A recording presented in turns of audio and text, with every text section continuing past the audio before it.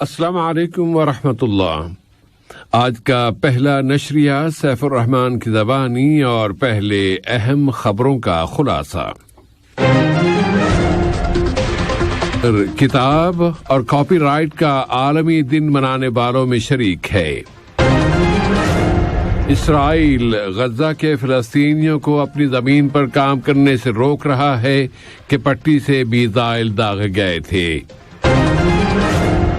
روسی فوجوں نے ازوفستال کمپلیکس کو چاروں طرف سے گھیرے میں لے لیا ہے اور صدر زیلنسکی نے جنگ بندی کے لیے پوٹن کے ساتھ ملاقات کی اپیل کی ہے۔ یہ تھا اہم خبروں کا خلاصہ، اور اب پیش خدمت ہے ریڈیو قطر سے آج کا پہلا مفصل نشریہ۔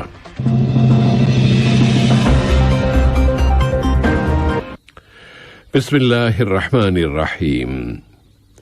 قطر نے کتاب اور کاپی رائٹ کے عالمی دن میں مختلف سرگرمیوں، سوچ و بچار کے مذاکروں اور خصوصی اجتماعات کے ذریعے شرکت کی ہے تاکہ کتاب کے کردار کو اجاگر کیا جا سکے کہ وہ قومی ورثے کو دستاویزی شکل دینے، اسے اگلی نسلوں کی طرف منتقل کرنے کا ذریعہ اور دانشوروں اور ادباء کے درمیان کلچرل ڈائیلاگ میں پل کا کام دیتی ہے۔ قطر کی وزارت ثقافت کتاب اور کاپی رائٹ کے عالمی دن منا رہی ہے اور کہ قطر کلچر اور ثقافت کی سرگرمیوں کی سرپرستی کرتا ہے اور مختلف ثقافتی سرگرمیوں، مذاکروں، لیکچرز اور کتابوں کی نمائشوں کے انعقاد کی مدد کرتا ہے۔ وزارت محنت آج اتوار کے روز پیشہ وارانہ سلامتی اور صحت کی کانفرنس منعقد کر رہی ہے کہ آج پیشہ وارانہ سلامتی اور صحت کا عالمی دن منایا جا رہا ہے۔ اس کانفرنس میں ان کوششوں پر روشنی ڈالی جائے گی جو یہاں کی مختلف اتھارٹیز، کارپوریشنز، ادارے اور قطر میں کام کرنے والی کمپنیاں ہر سطح کے ورکرز اور ملازمین کو سیفٹی اور پیشہ وارانہ صحت کے معیاروں اور مطلوبہ شرطوں سے آگاہ کرنے کے لیے کر رہی ہیں۔ اس کے علاوہ اس موقع پر مختلف اچیومنٹس کی تفصیلات بھی بتائی جائیں گی اور اس شعبے میں نمایاں کارکردگی کا مظاہرہ کرنے والی کمپنیوں کو انعامات سے بھی نوازا جائے گا۔ قطر کی ہلال احمر سوسائٹی نے شام کے شمالی حصے میں سن 2022 کے کووڈ-19 کی ویکسینیشن کے دوسرے دور کی غیر جانبدارانہ نگرانی کی سرگرمیاں شروع کر دی ہیں۔ ان کا مقصد صحت کی عالمی تنظیم کی نگرانی میں غریب ملکوں میں ویکسین کی منصفانہ اور عادلانہ تقسیم کو یقینی بنانا ہے۔ موجودہ مہم اس سال کے آخر تک جاری رہے گی اور اس میں 18 سال سے زائد عمر کے تمام افراد کو ویکسین لگائی جائے گی، اور اس کے لیے ویکسینیشن کے 48 مستقل مراکز اور 110 گشتی ٹیمیں بنائی گئی ہیں جو وہاں کے مختلف علاقوں میں جا کر لوگوں کو ویکسین فراہم کر رہی ہیں تاکہ اس بات کی ضمانت مل سکے کہ صحت کی عالمی تنظیم کی سفارشات کے عین مطابق وہاں کے لوگوں کو ویکسین فراہم کی جا رہی ہے اور ان کی مطلوبہ تعداد کو ویکسینیٹ کر دیا گیا ہے۔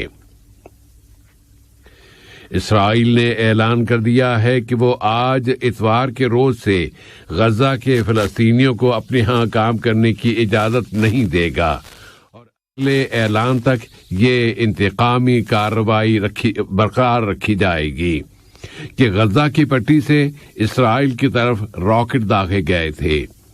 غزہ کے ایوان تجارت کے قائم مقام ڈائریکٹر ماہر الطباء نے بتایا ہے کہ اسرائیل کی جانب سے بیت حانون کی گزرگاہ کو بند کر دیے جانے کی وجہ سے غزہ کے باشندوں کو انتہائی تکلیف دہ حالات کا سامنا کرنا پڑے گا، جبکہ وہاں کے فلسطینی تو پہلے ہی انتہائی پیچیدہ حالات کے شکار ہیں۔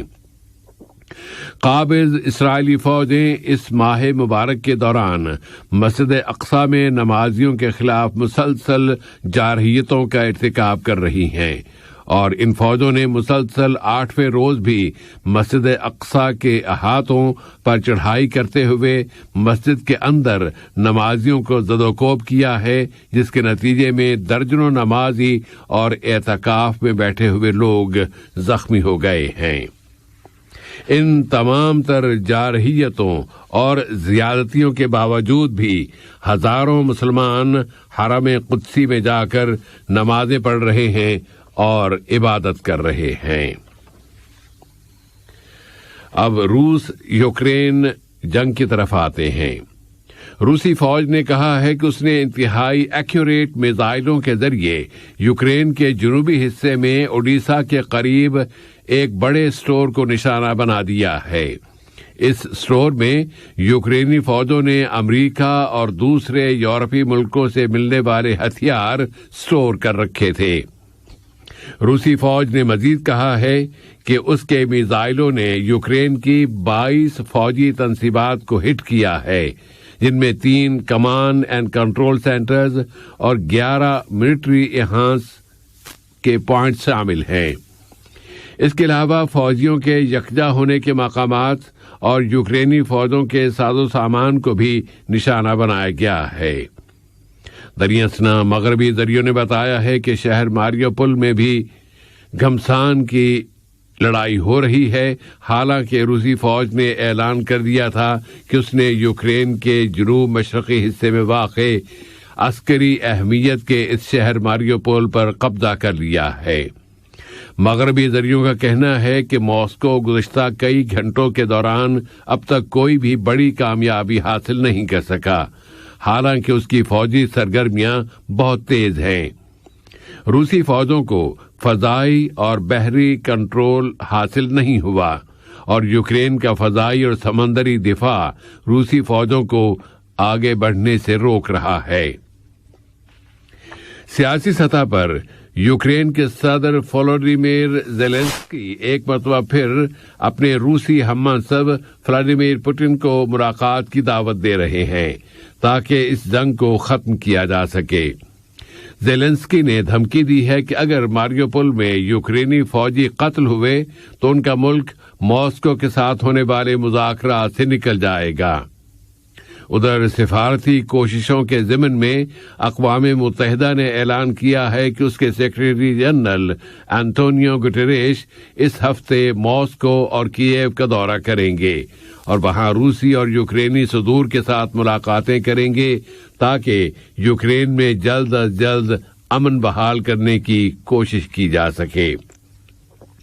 گٹریش نے اس سے قبل انسانی فائر بندی کی اپیل بھی کی تھی تاکہ سول باشندوں کو لڑائی والے علاقوں سے بحفاظت نکل جانے دیا جائے اور وہاں انسانی امداد پہنچائی جا سکے، لیکن ان کی یہ اپیل اب تک بھی قبول نہیں کی گئی۔ یوکرین نے ان معرکوں میں جانی نقصان ہو رہا ہے، لیکن فائر بندی کی کوئی بھی اپیل کارگر ثابت نہیں ہوئی، اور شہر ماریوپول سے سول باشندوں کو نکالنے کی تازہ کوششیں بھی ناکام ہو گئی ہیں، جبکہ آج اتوار کے روز یہ جنگ اپنے 3 مہینے میں داخل ہو گئی ہے۔ فرانس کے کئی ملین ووٹرز آج اتوار کے روز وہاں کے صدارتی الیکشن میں اس کے دوسرے مرحلے میں ووٹ ڈال رہے ہیں، اور فرانسیسی باشندے اس انتظار میں ہیں کہ اب اگلے 5 سالوں کے لیے ان کا صدر کون ہوگا یا کون ہوگی۔ کہ صدارت کی دونوں امیدواروں میں موجودہ صدر ایمانوئل میکرون اور دائیں بازو کی ان کی حریف ماری لوپان ان کے درمیان ٹکر کا مقابلہ ہے۔ آج کا یہ نشریہ ختم ہونے سے قبل اہم خبروں کا خلاصہ ایک مرتبہ پھر سماعت فرما لیجیے۔ قطر کتاب اور کاپی رائٹ کا عالمی دن منانے والوں میں شریک ہے۔ اسرائیل غزہ کے فلسطینیوں کو اپنی زمین پر کام کرنے سے روک رہا ہے کہ پٹی سے میزائل داغے گئے تھے۔ روسی فوجوں نے अज़ोफिस्ताल कॉम्प्लेक्स को चारों तरफ से घेरे में ले लिया है और ज़ेलेंस्की ने जंग बंदी के लिए पुतिन के साथ मुलाकात की अपील की है। रेडियो कतर से आज का पहला नशरिया अपने इख्तिताम को पहुंचा। फी अमानिल्लाह।